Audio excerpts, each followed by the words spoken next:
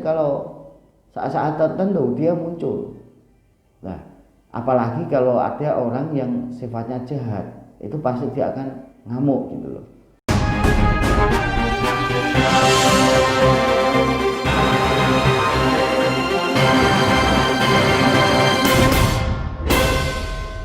Assalamualaikum warahmatullahi wabarakatuh. Video kali ini saya akan membahas jenis-jenis kodam pendamping untuk perlindungan gaib. Nah, untuk kodam perlindungan gaib ya, video sebelum-sebelumnya saya sudah membahas sedikit atau menyinggung. Nah, saya lebih akan mengutarakan tentang masalah kenapa kita harus memiliki kodam pendamping dulu. Nah, baru kita akan membahas tentang jenis-jenisnya. Kenapa sih kita harus mempunyai kodam pendamping untuk perlindungan atau pagar gaib? Begini, kodam pendamping di sini untuk pagar atau perlindungan gaib ini bukan hanya untuk diri kita sendiri. Contoh katakanlah untuk diri kita biasanya itu supaya tidak ada serangan-serangan gaib dari luar yang sifatnya mencelakai diri kita. Kedua, untuk bangunan atau tempat usaha supaya tempat usaha kita itu tidak disalahi orang atau ditutup orang. Nah, kalau sudah disalahi orang atau ditutup orang, maka yang ada adalah kebangkrutan. Kalau sudah bangkrut itu repot. Lebih baik mengobati atau mencegah, lebih baik mencegah daripada mengobati, kan seperti itu. Kalau kita cegah dulu ya, otomatis tidak bisa masuk, itu enak, ringan sekali penanganan. Tapi kalau sudah rusak, wah itu sama aja mengobati, repot gitu.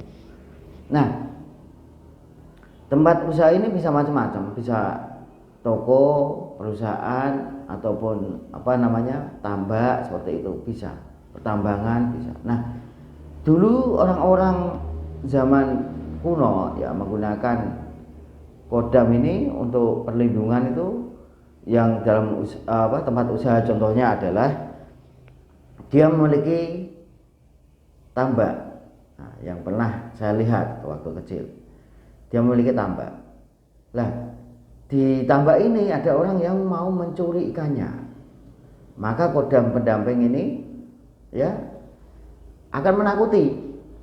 Misal kodam pendamping yang berbentuk macan, dia akan membentuk macan.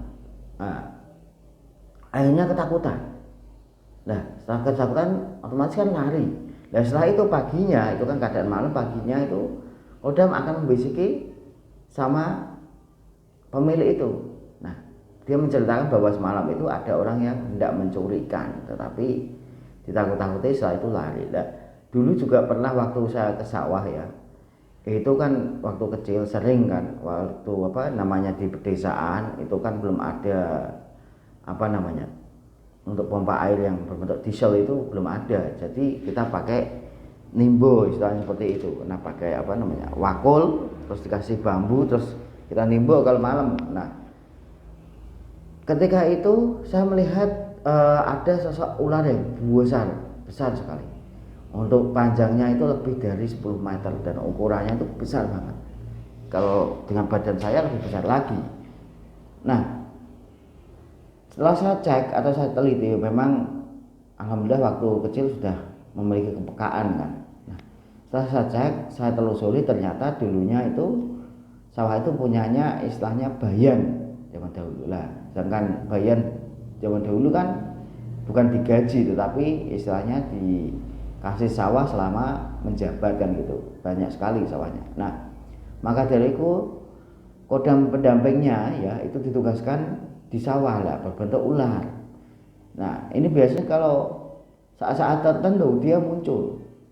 Nah, apalagi kalau ada orang yang sifatnya jahat, itu pasti dia akan ngamuk gitu loh.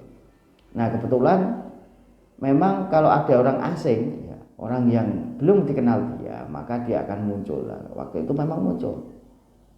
Nah, dan saya nggak takut, saya lihat oh itu ternyata kodam, saya bilang gitu. Nah, malah justru di sana saya komunikasi. Nah, kodam ini berbentuknya macam-macam untuk perlindungan gaib. Nah, biasanya berbentuk karakter hewan. Contohnya adalah macan, ular, ya singa, terus ada yang kebo, kemali, banyak sekali. Biasanya rata-rata itu untuk perlindungan ya sifatnya berbentuk hewan. Ada juga yang berbentuk manusia, ada dengan badan yang kekar, tinggi gitu. Dia akan bisa menghalau seperti itu. Cukup sekian video kali ini, semoga bermanfaat. Wassalamualaikum warahmatullahi wabarakatuh.